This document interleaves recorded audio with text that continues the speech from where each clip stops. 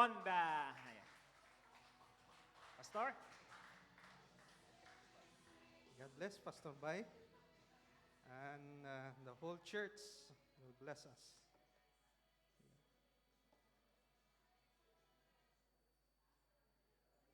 Okay, sinong handa na?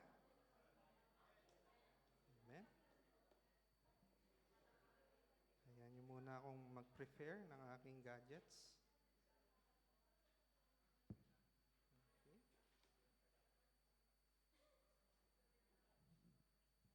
Okay. Okay, so sinong nakapagsamba na sa Diyos? Amen? Sigurado kayo? Okay. Nasa ng aking PowerPoint? So, saan ko ilalagay?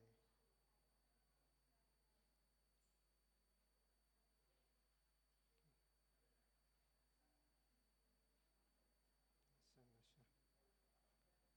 So, saan ko pwedeng ilagay? Dito o sa bahay? Dito. Dito, sa kaliwa. Okay. Ay, kanan. Okay.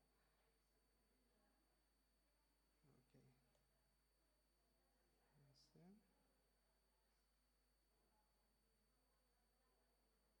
Okay, saan? Subukan natin ito. Okay, doon nga pumunta. Hallelujah. Up, tika po na. So, yan muna. Bubuksan ko na rin. Pasensya na kayo at nagmamadali ako. Hindi nagmamadali. Okay, so magandang umaga at salamat na muli tayong nagkita-kita sa iglesyang ito. At nawa ang banal na espiritu ang mangusap sa atin sa kalagitnaan ng ating serbisyong ito. At sinong dumaan sa pagkadalagat binata dito? Lahat tayo, di ba? Sino ba? Yung mga bata kanina, hindi pa. So tayo dumaan sa pagkadalagat binata. Yan. At sino yung nakagawa ng love letter? Gumagawa ng love letter. Nakagawa na pala ng love letter noon. Yung mga panahon ng 80s, 90s. Yan. Yung mga telegram. Lahat tayo, no?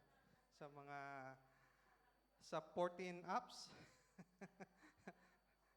Okay? Na grupo ng mga 40s, 40-han. 40. Okay, so may babasahin akong kanta dito. So, pag paumenhin nyo sa mga sa mga nakakaalala sa kantang ito, yung sabi po dito sa kanta, babasahin ko na lang yung lyrics. Sinasamba kita, higit sa iyong akalang iniibig lang kita. Paggalang ko sa iyo higit sa buhay kong taglay, wala na yatang papantay, ang buhay may ibibigay ko pa, sinasamba kita. Kung anumang dahilan, sabi nga sa second paragraph, hindi mahalaga, basta't sinasamba kita. Bilang pagmamahal ng siyang nadarama, paano nga maipipinta, kulang ang kulay nila para mailarawan ka. Amen? Hallelujah. Bakit? Yan nga talaga. Ang galing talaga media. Yung mga active na. Okay na. Kasi yan, kantang yan, ay nabuo dahil sa pag-ibig. At ang pag-ibig na yan, nagbigay sa atin ng inspirasyon sa mga panahon ng mga nakapakinig nung kantang yun. At yung mga salitang yun na inuukol sa pag-ibig ng tao sa kanyang iniiro. So, ang tanong, ang pag-ibig ba ay pwedeng mag-isa? Isa lang? Walang partner? No. Sabi na, yung mga umiibig sa sarili, hindi ba pwede yun? Dahil ang pag-ibig sa sarili, yun, tama. Selfish ang tawag sa umiibig sa sarili. Kaya walang pag-ibig doon. Kasi ang pag-ibig kailangan may partner o group. Yan ang pag-ibig. So tayo ay nabuo dahil sa pag-ibig. Tingnan mo ang katabi mo. Di ba? So, titingnan natin kung bakit nga ba natin tinutukoy ito. Dahil ang mundo, nabuo ang mga pag-ibig, makasaysayang pag-ibig nila sa mga panahon nila. Yun. Di ba? Chill-chill lang dahil naaalala ko si yung ganon. Mga alala natin nung mga nakaraang kabataan natin. Kaya makita natin ang kahalagahan ng pag-ibig. At sa pag-ibig na yan, ay may tinutukoy na pagsamba. Di ba? Pagka iniirog mo, talagang gusto mo sungkitin ang bituin para lang ialay sa Kanya. Ganun ka mag-express ng pag-ibig mo sa iyong partner. At kailangan natin makita kung ano yung ibig sabihin ng pag-ibig at sa pagsamba doon sa pag-ibig. Dahil sa panahon natin, bakit natin tutukuyin ito? Marami tayong pag-aaral tungkol sa worship. So may lead na po kayo kung bakit po natin tinutukoy ang salitang pagsamba. Okay. Yun, salamat sa media team. Hindi natukoy yung i-review yung hindi natukoy yung control tungkol sa flood control project. Mahirap dahil baka mag-flash doon, wala nakakaalam sa current news sa Pilipinas. Amen. Okay, para makontrol ay yung ating mga mensahe. Hindi po yung okay. So, mahalaga na makita natin ang salitang pagsamba sa ating ginagawa. Pagka sinabing inilagay ng Diyos ang ikapitong araw, so ano bang iniisip nyo? May para sa atin pa ba doon? 7th day. Oo naman. Para sa iyo at sa Panginoon. Yun ang tumutukoy doon sa kapahingaan na yun. So, lahat ba kayo nakapagsamba na? Nabuo nyo ba ang pagsamba? Walang sasagot. Pagdilat ng inyong mata, langit ay nakatawa, tayo na sa batibot. Okay. So, makita natin na pagka tayo'y nagising sa ikapitong araw, tumutukoy na yon sa para sa Diyos. 1 hour lang ba? Ibibigay natin sa Diyos? Tanong. Kasi, ang iba, ang lahat, para makita natin ang kahalagan kung bakit tayo pumupunta dito sa ikapitong araw, nagkakatipon. Ba't hindi sa Lunes, sa Miyerkules, Huwebes, di ba? Ba't iba yung linggo? Bakit nga ba? So, anong connection yung tinutukoy ko kanina sa kanta dito sa ating ginagawa? Kasi marami na pong tao sa mundo, nababawasan yung pagsamba, hindi nila nalalaman. Nailalaan na lamang sa kanilang pansarili. Kaya tutukuyin natin ang pagsamba dahil ito yung mensahe ng Diyos na kailangan nating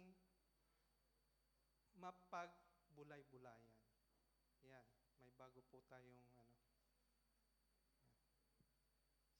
So, buongiorno. Signora? Okay. So, siamo comunità di Pilipini, parliamo Pilipini.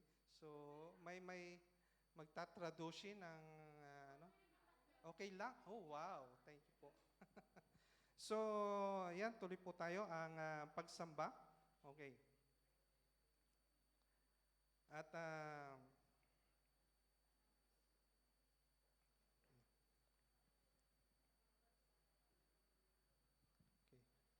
Tayo.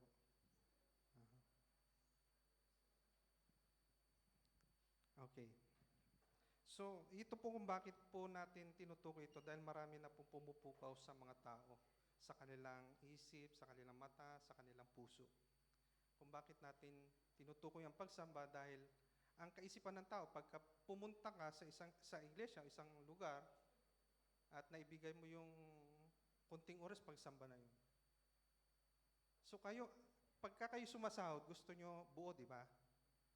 Pagka binawasan ang sahod nyo, gusto nyo pa ba rin yun?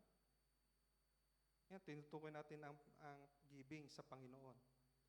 So tinutukoy natin yung tungkulin natin sa Diyos. Hindi po tungkulin natin to sa iglesia, kundi tungkulin natin sa Diyos na ibigay.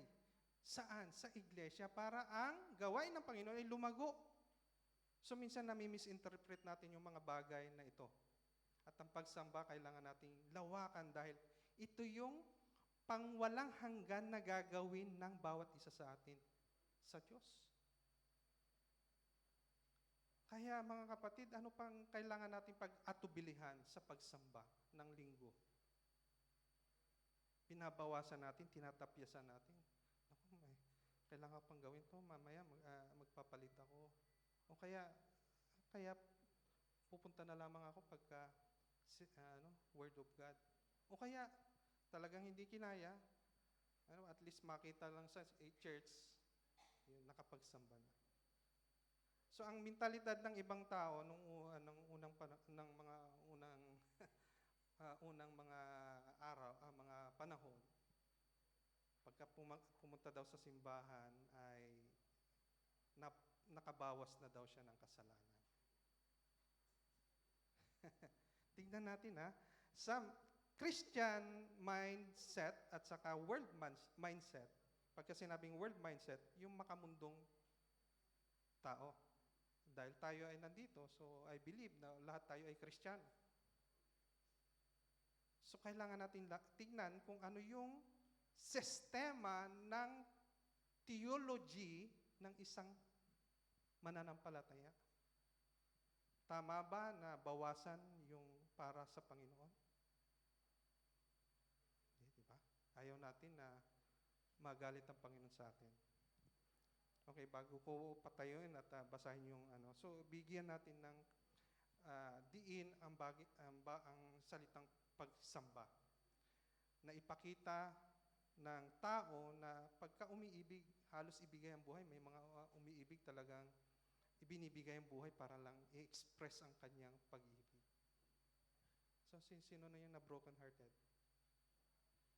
Wala. Salamat sa Diyos. Hindi kayo dumaan sa suffering of crying and sleepless night na tinatawag ng mga pusong bigo. Ngunit nakikita nyo, pagka tayo nabibigyo, iyak tayo. Ngunit hindi natin napupuna na pagka tayo ay dumating ang oras ng Panginoon, hindi natin namamalayan na babawasan. Nawawalang halaga. Minsan pa nga ay inuumit pa para lang mapagbigyan. Una, ang sarili at ang ibang tao. Nakakalungkot dahil yung world relation ng mga tao sa Diyos nababawasan sa iglesia. At nakikita natin hindi lamang tayo o sa iba kasi maraming mga iglesia na nag-forcefully na nagbibigay ng kanilang idea sa kanilang pananampalataya. Kaya dumadami sila. Tayo hindi po tayo namimilit ng tao. Wala tayong ipinipilit na ipinapagawa sa bawat isa sa ating pananambahan. Okay? So lahat po ng ating pagtuturo ay biblical. So lahat po ito ay nakabase sa salita ng Diyos. Okay. So ano ang worship? So titingnan natin ano nga ba ang worship. So introduction para lang bago natin talakayin at pag-usapan ang kailangan nating gawin o kailangan nating i-review o o kailangan nating siyasatin natin sarili kung ano ang nagagawa natin sa pagsamba. Okay.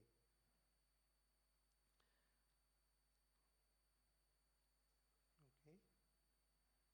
Ayaw. Okay.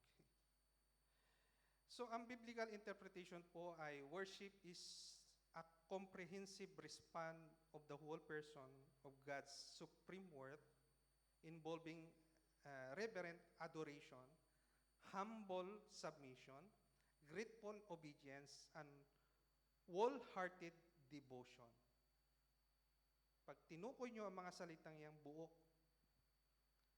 humble submission, so pag humble submission, may half-hearted ba dito?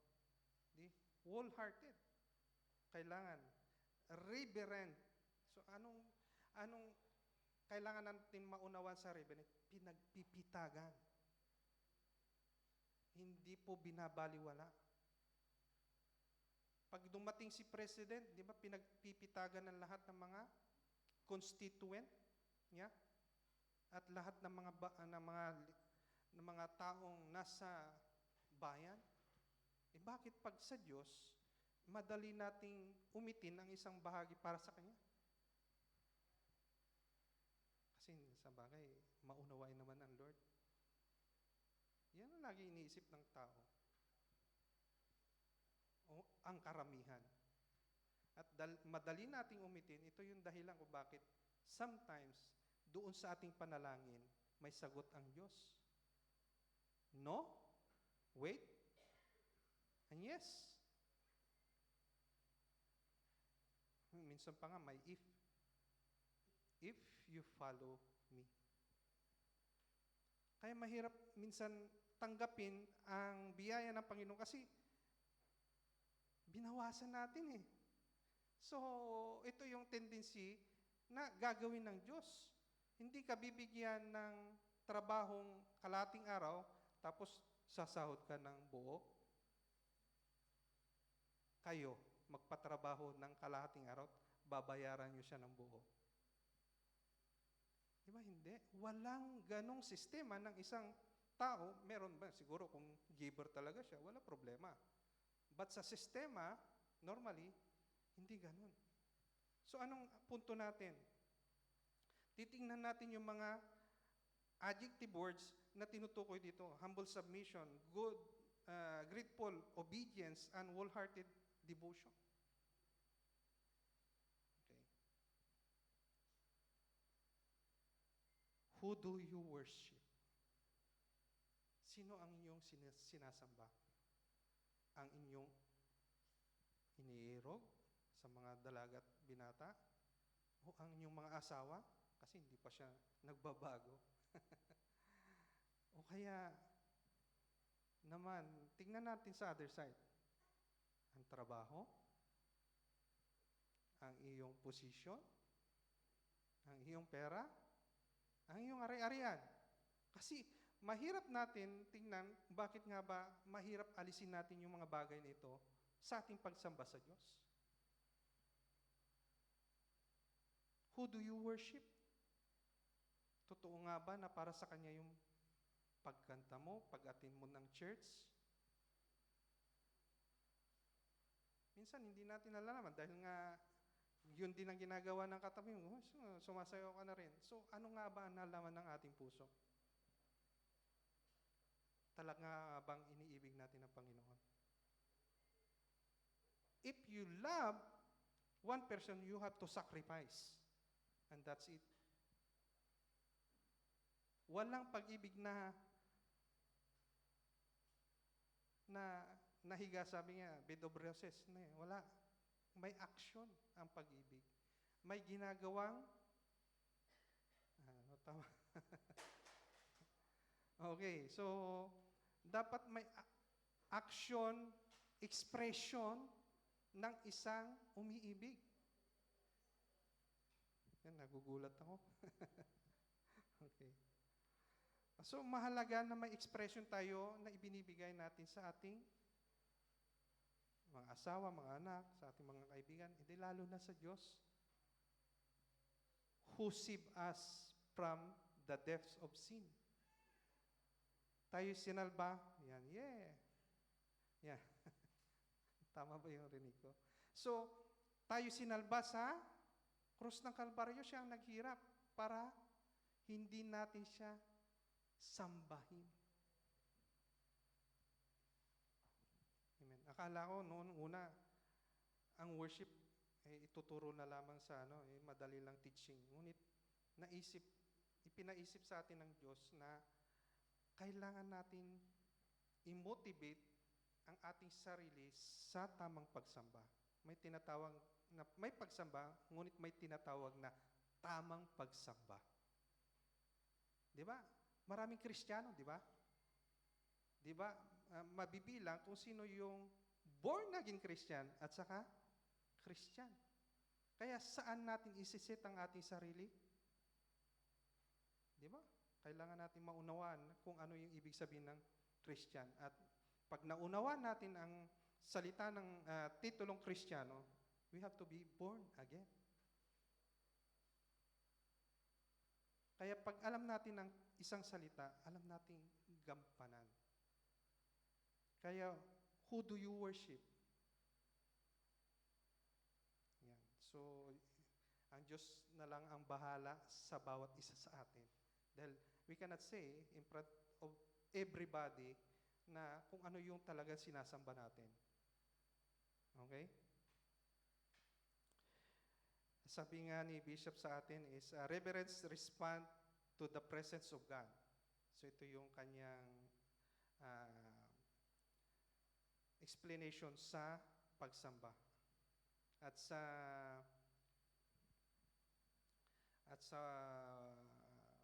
yan, kay Google, yan. At sa mga libro, ito rin, binasi ko lahat sa mga libro ng atin. The Hebrew and Greek word of worship convey to the idea of bowing down, prostrating oneself. Yan. Pag sinabing prostrating oneself, ito yung pagtangis. Humbling oneself before a supreme being. Yan. And adoration and praise. Worship includes expressing gratitude, praising God for His saving acts, yan, character and power, and obedience and service. True worship involves obeying God's command and serving other as an act of devotion. Kung hindi tayo makapag-devote, paggising pa lang natin, mahirap tayong pumunta dito sa simbahan at sabihin, praise the Lord, hallelujah. Kasi kailangan dapat mauna sa puso. Alam na natin ang description ng salitang worship sa atin. Naintindihan ba natin ito?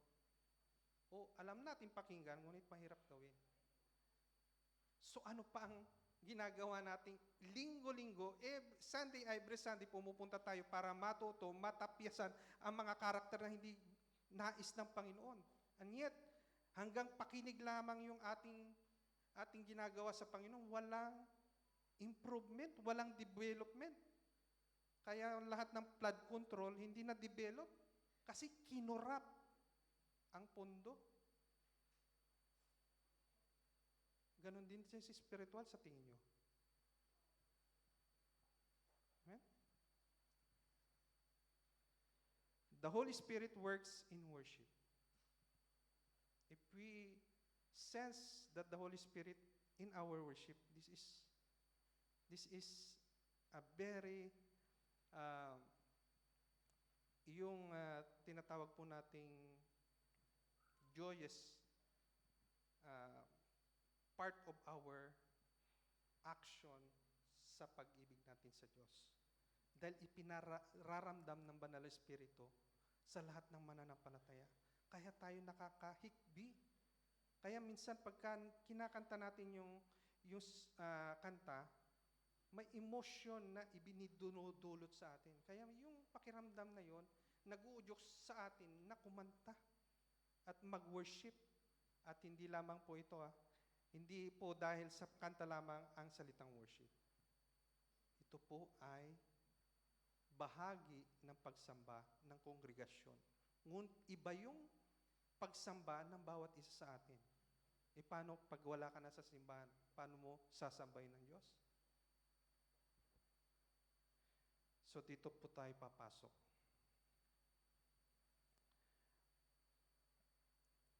Worship priority. So ano ang worship priority mo sa pagpunta sa simbahan ito? O sa simbahan? O bahay dalanginan ng Diyos? Eh, gusto mo lang makita si brother, sister? Pumunta lang tayo dito para may i-account na tayo ay banal?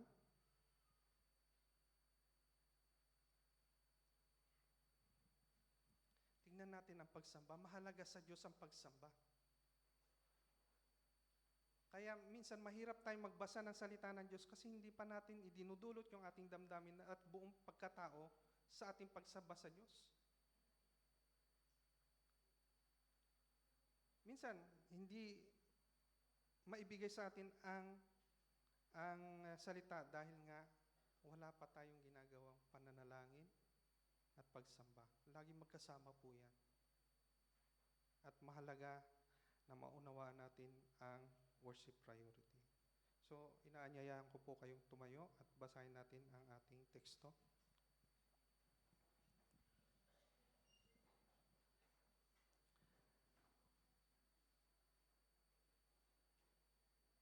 Woman, Jesus replied, "Believe me, a time is coming when you will worship in the Father, neither on this mountain, nor in Jerusalem.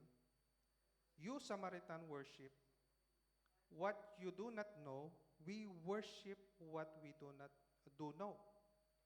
For salvation is from the Jews, yet a time is coming and has now come when the true worshiper will worship the Father and the Spirit and in truth.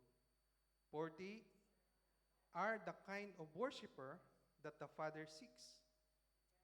God is spirit, and his worshiper must worship in the spirit and truth."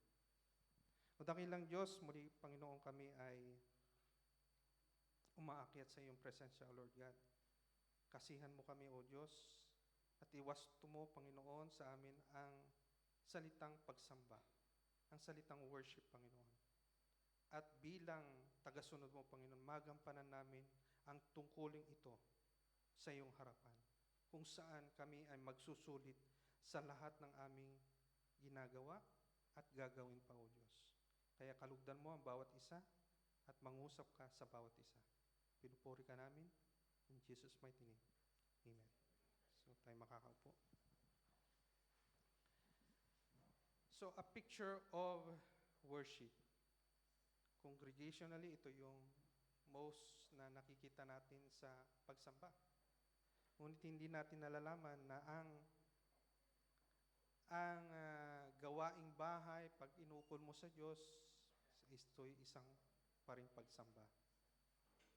Pananalangin, pagbabasa, pakikiisa sa mga gawain, programa ng church, ito'y pagsamba. Lahat ng bagay na inuukol sa natin sa Diyos ay pagsamba. Kung inuukol nga natin ito para sa Kanya.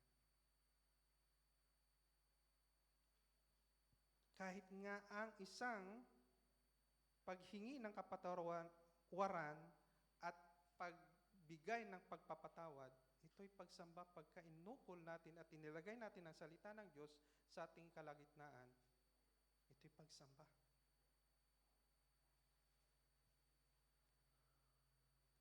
Hallelujah. Ang sabi ng Hebrews 12:28-29, "Therefore, since we are receiving a kingdom that cannot be shaken, let us be thankful and so worship God acceptably with reverence and awe, for our God is a consuming fire." Nararamdaman ba natin yung fire sa ating damdamin pagka sumasamba. Di ba? Alam niyo yung feeling? Di ba? Pagka umuibig ka, nararamdaman mo yung silakbo ng damdamin mo. Na gusto mo siyang makita, gusto siyang makasama buong araw. Yun ang expression ng pag-ibig para sa akin. Yan. So, di ba nung una, ganun tayo eh. Di ba sa ating mga pag-ibig, sa ating mga partners in life? E paano sa Panginoon? Na siya nagpatawad, nagbigay buhay sa iyo, nagbigay hininga sa iyo? So anong pagsamba ang inuukol natin sa Kanya? 100% ba? O nabawasan na? 90 na lang? 75? 50? 30?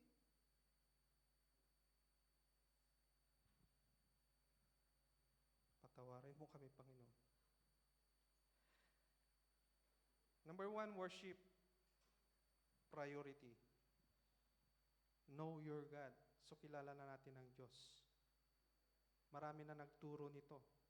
Huwag nating gawing Diyos ang ating asawa, mga anak, mga posisyon, ating ari-arian, kapangyarihan. Hindi po ito ang Diyos.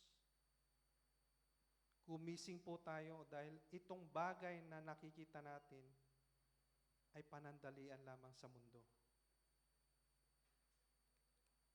Know your God. Akala natin siya pa rin ang Diyos natin, ngunit kung inaad lang natin na maalis ang mga bagay nito sa atin, lalo na pagka may bagay na hindi naman kailangan manatili sa atin, ito yun, di ba? Marami kasing mga tao na ayaw mamatay yung kanilang mga mahal sa buhay. Buong tangis sila pagka nawalan na ang membro ng tahanan. Alam niyo ba, alam ba natin, totoo, kung bakit sila ibinigay sa atin ng Diyos bilang pamilya, kadugo? Para tayo mag-grow as a person. And a way that God gives you this blessing, each one of us. Ibinigay ang mga taong ito sa ating pamilya dahil ito yung pagpapala ng Diyos sa atin. Bukod sa buhay at hininga, lakas at sigla, bukod pa rin yun. Ngunit sa dami-dami ng pagpapala ng Diyos, pilit pa rin nating binabawasan si worship. Binabawasan ang pananalangin. Minsan na lang, panalangin na lang ng isa ay tulad po ng dati. Amen. May nananalangin ba ng ganon? Kasi lagi na lang pinapanalangin. Nung nasa huli na, tulad na lang po, at tulad po ng dati. Amen. Kasi laging yun at yun ang panalangin, hindi nag-improve.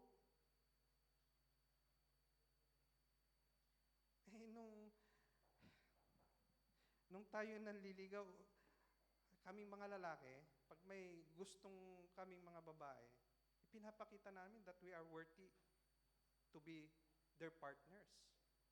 And kayo, mga babae, I believe na kayo rin, ginagawa nyo ang the best nyo para maging, lalo na kung gusto nyo lalaki, ginagawa natin ang ating best para maging karapat-dapat sa binatang yun. Di po ba? So, ganun din sa ating mga kapatid. Kung tayo nag-worship, ibigay natin ang pagpupuring para sa Diyos. Di ba, ang daming namatay na? Wala na dito sa mundo. Salamat po sa Diyos na lahat pa tayo, alam ko, nandito pa ang iba na nakikita pa rin tayo. At hindi ikaw o ako yung mga taong na salanta. And that is one of the blessing that we have from our Lord. purihin, sambahin natin siya. Ngunit, ang hirap hakayin ang mga karamihan na professing Christian na dalhin sa church dahil nga may tinatawag silang uh, reservation. Kaya nagre-reserve siya dahil para sa kanyang sarili. Kaya ito ang mahirap sa isang Kristiyano. Sabi ng Isaiah 45:5, I am the Lord, and here is no other ulitin ko. I am the Lord, and there is no other. Apart from me, there is no God. I will strengthen you, though you have not acknowledged me. Totoo nga ba na nangyari ito? Ilang siglo na ang nakalipas. Maraming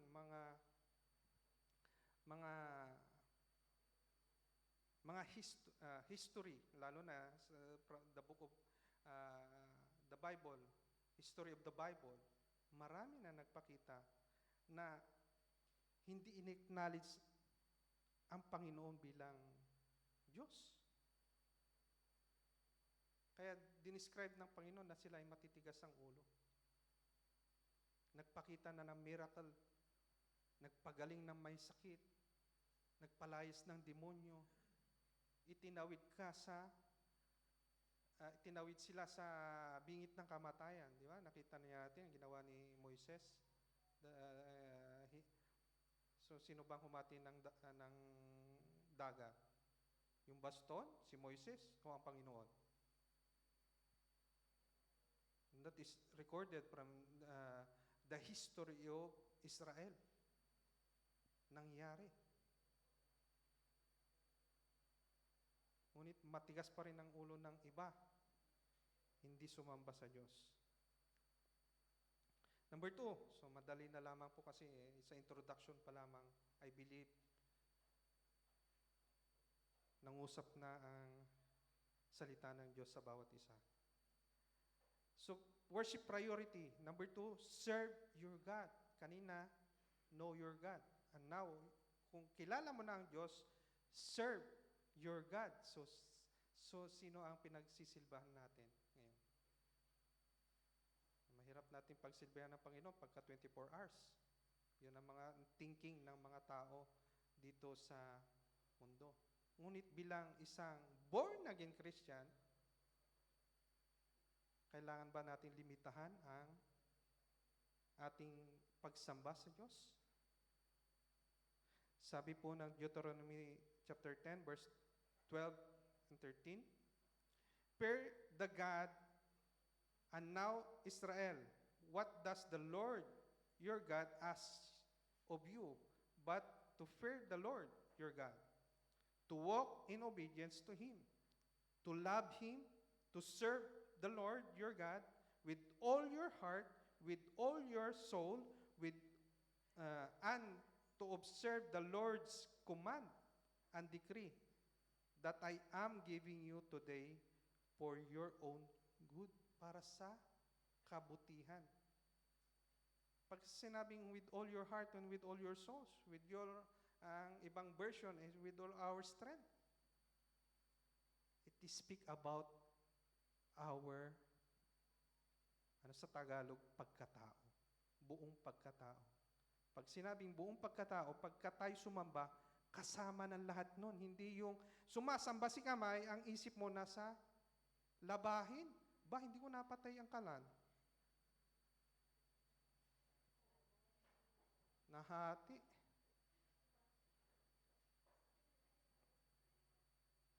Kaya mga kapatid, hindi po pwede sa presensya ng Diyos yung half-hearted.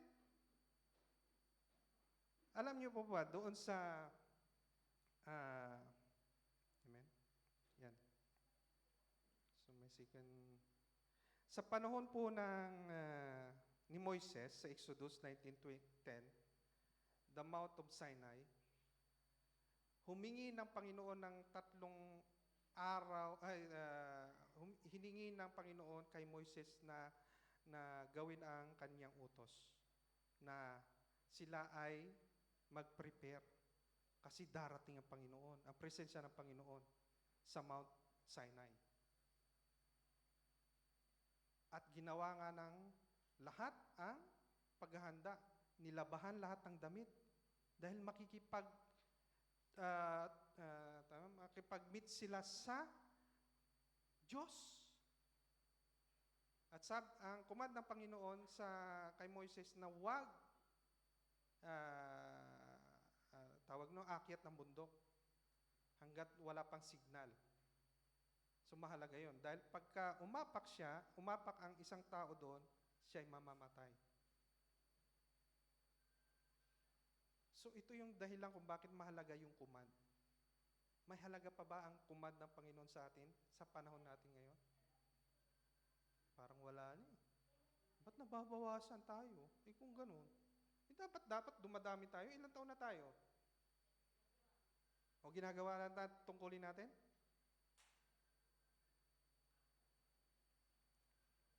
O sadyang matigas lang ang ulo nila. Kaya wala sila. Okay. At sa pangatlong araw ay darating ang presensya ng Diyos at ibibigay ang blessing ng Panginoon sa buong Israel. Kaya mahalaga makita natin ang pakikipagtuos natin sa Diyos sa pananambahan. Amen. Kaya mga kapatid, mahalaga ang pagsamba. At sasabi nga din sa Acts 16:25 tungkol kay Paul and Silas, bakit sila nakawala sa kulungan? Bakit nakawala si Paul and Silas sa kulungan? Dahil sila ay nanalangin at sumamba. Umawit sila ng mga himnong awit para sa Diyos. Para saan ba? Sa kanila bang nararanasan dahil nakakulong? Pinahirapan nga sila eh. Eh sino ba makakanta ng may galos kang malalaki? Bugbog ka? Dahil sa pag-ibig nila sa Panginoon, ito'y binigay nila. Kahit sa suffering, in the midst of suffering, they worship God. At yun ang nawawala sa panahon natin ngayon. Hindi nyo man napupuna? Hallelujah. Sabi nga,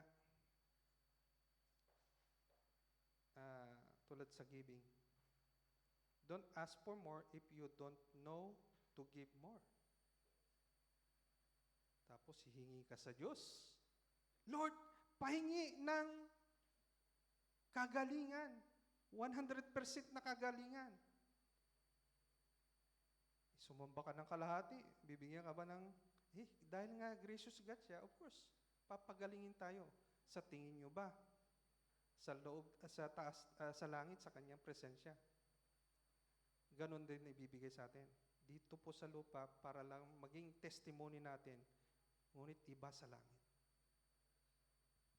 We have to acknowledge God for who He is. Kaya mahalaga ang pagsamba. At tulad kanina, narinig natin, what you sow, you will reap. Kung ano yung ginawa mo, yun din ang katumbas ng ani.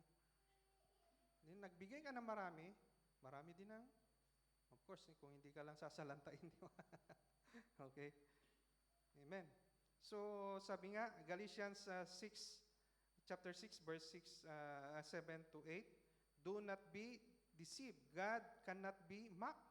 A man reap what he sows. Whoever sow to please their flesh, from the flesh will reap destruction. Whoever sow to please the Spirit, from the Spirit will reap eternal life.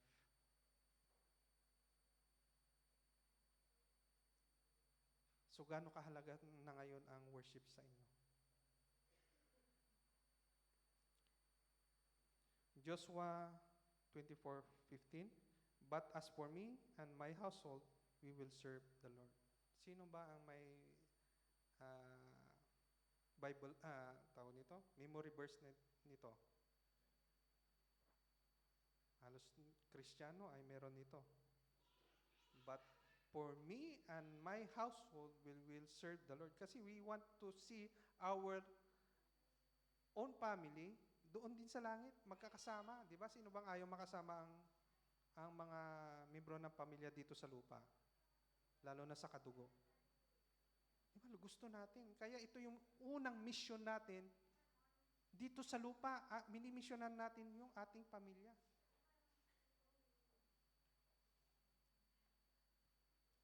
Hallelujah. So if we want to please God, yeah, we will serve the Lord. Kasama po ng ating buong sambahayan. Okay, pangatlo po ay worship priority.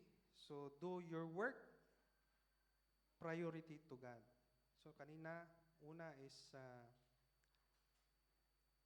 know your God. Pangalawa is serve. Now, dito na po tayo sa action. Paggawa. Do your work priority to God. So, sino po ang gumagawa sa Panginoon? Personally. Babasa, nananalangin, nakikiisa, nagdi-devotion. So, ito po yung ating mga paggawa personal. Pero pag sinabing congregational, what our priority in this church? Binigyan tayo ng ministry ng bawat isa. Diligently, we will do our task. Gagawin natin ang binigay ng Diyos para sa ating paninilbihan una sa Diyos at sa iglesia ng Diyos. Kaya, gawin natin ang ating mga ministry pagtupad sa ating mga tungkulong ibinigay sa atin. So, that is the priority because in worship, may equivalent na result doon sa pagsunod. Bakit napasama yung trabaho doon sa worship? Kasama yun eh. Yun ang kabuuan ng worship eh.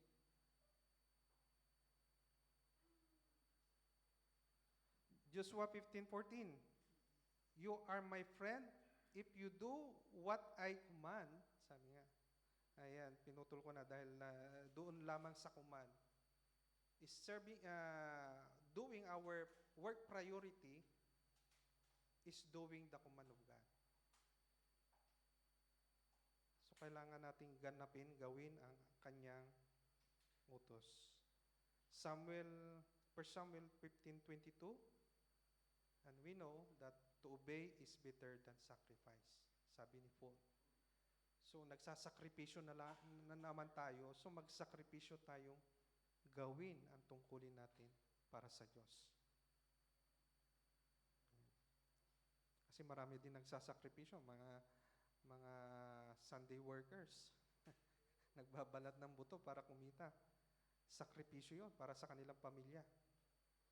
Sa kanya, para sa kanyang pamilya. Pero yung pagsamba, so makikita natin ang tao kung sino ang sinasamba.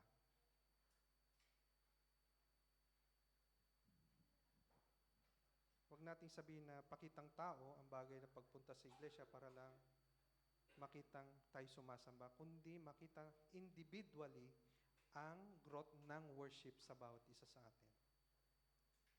At maraming bagay na kailangan nating maunawaan. Sa Psalms pa lamang, ayan, lagi nating ginagamit ang buhay ni David sa pagsamba. Sabi nga, Psalms 103:1, please the Lord, my soul, and all my inmost being, praise His holy name. Sabi ni David, whole being ang mag-worship sa Panginoon. Psalms 151:6, sabi po doon, laging first word doon sa bawat line is praise the Lord. Praise the Lord, praise the Lord. Praise God in His sanctuary. Praise Him in His mighty heavens. Doon sa first line yan. At sabi, praise God in His sanctuary. Saan ba ang sanctuary ng Panginoon? Di po ba dito? Kaya, if we come to this church, make sure that you have your offering of worship. And that is precious to God. Ito yung mahalaga sa Diyos ng ating pananambahan. Sabi nga ng Romans 12:1, yan. At therefore, I urge you, sabi nga ng Paul sa taga-Romans, yan, bahagi tayo, brothers and sisters, in view of God's mercy, to offer your bodies as a living sacrifice, holy and pleasing to God, this is your true and proper worship. So, kailangan natin alagaan ang ating buong pagkatao dahil hindi lamang po at physical, kundi yung buong pagkatao, puso't kaluluwa. And Psalms 95:6, come, let us bow down in worship. Let us kneel before the Lord's our Maker. And then, Psalms 100:4-5, enter His gates with thanksgiving and His court with praise. Give thanks to Him and praise His name. For the Lord is good and His love endures forever. His faithfulness continues through all generation. So kung tayo'y magiging tapat sa Diyos, magiging tapat din sa lahat ng henerasyon na darating, una sa ating pamilya. Dito pa lamang, kung gusto nating makamtan na maging tapat ng Diyos sa atin, hanggang sa ikasampung lahi natin, maging tapat tayo sa Diyos ngayon pa lamang, ipakita na natin yung katapatan natin sa Kanyang mga command. At lalo na doon sa pinakahuli ng Psalms 150, makikita natin, di ba, nabanggit kanina yung all has breath, praise the Lord. Everything that has breath, praise the Lord. Ngayon, may hininga pa ba kayo? Test nyo nga, buhay pa kayo? Ano? Anong gagawin natin? Praise the Lord! Amen? Di ba, dinobli yun? At doon sa pinakahuli, praise the Lord. Yan po ang pagsamba. O dakilang Diyos, salamat o God sa mayaman mong salita, Panginoon, naming pinagsalusaluhan. At Lord, at sa aming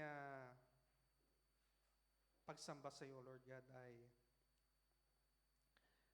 maiukol namin ang tapat naming pagsamba sa iyo, Lord, sa lahat ng panahon, O Lord, na habang kami nandito sa lupa, as you prepare us into higher position, Panginoon, dyan sa langit, O God. Lord, let us be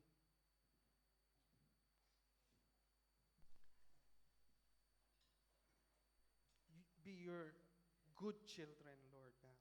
Kaya, Panginoon, lahat na kami na narito, Lord God, ay inaasahan mo, Panginoon, sa aming pagsamba sa iyo, Lord God. Kaya, Panginoon, tanggapin mo ang aming mga puso na sumasamba. At sa aming pagsunod, kasama ng aming paggawa, O Diyos, ay tanggapin mo. At ikaw mapurihan, masamba, madakila sa amin, O Diyos. At tanggapin mo ang aming papuri at pagsamba sa iyo. Sa pangalan ng aming Panginoon Hesus Kristo.